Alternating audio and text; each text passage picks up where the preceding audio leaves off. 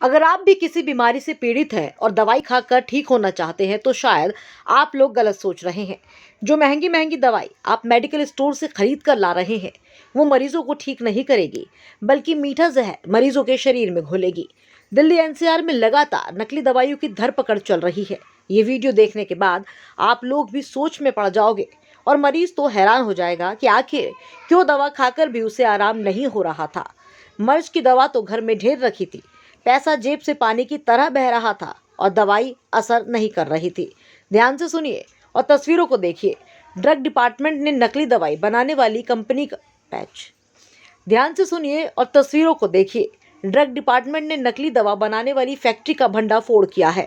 Factory में जानी मानी कंपनियों के नाम की डुप्लीकेट दवाइयां बनाई जा रही थी, जहां गैस की दवाई और बीपी की दवाई नकली बन रही थी, जिसमें पैंडी टैल्मा 40 mg शामिल है। इन दवाइयों में वो सॉल्ट होता ही नहीं है जो मरीजों की बीमारी को ठीक कर सके। ये नकली दवाई बेअसर होती है। गैस की बीमारी लगभग 99% लोगों को होती है और डॉक्टर अक्सर पैंडी खाने की सलाह देते हैं। वहीं पैंडी बाजार में नकली बेची जा रही थी। साथ ही बीपी की परेशानी भी ज्यादातर लोगों में देखी जाती है और डॉक्टर बीपी को कंट्रोल करने की दवाई देते हैं। टैल्मा 40 mg खाने वाले बीपी के पेशेंट सावधान हो जाए, क्योंकि ये दवाई भी नकली बिक रही थी। नकली दवाइयों के सौदागर दवाइयों के नाम पर मौत बेच रहे हैं। दवाइयों के नाम पर हम ना जाने कौन सा जहर खा लेते हैं। मरीज की भी मजबूरी होती है, आखिर उसे ठीक जो होना है, जो डॉक्टर लिखेगा या बताएगा वही उसको खाना है।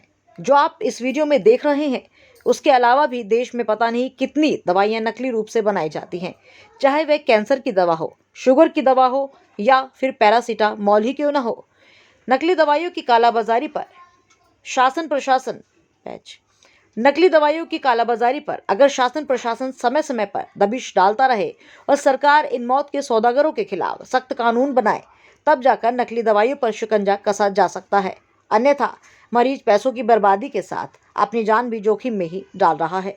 TV 29 न्यूज़ के लिए चेतना चौधरी की रिपोर्ट।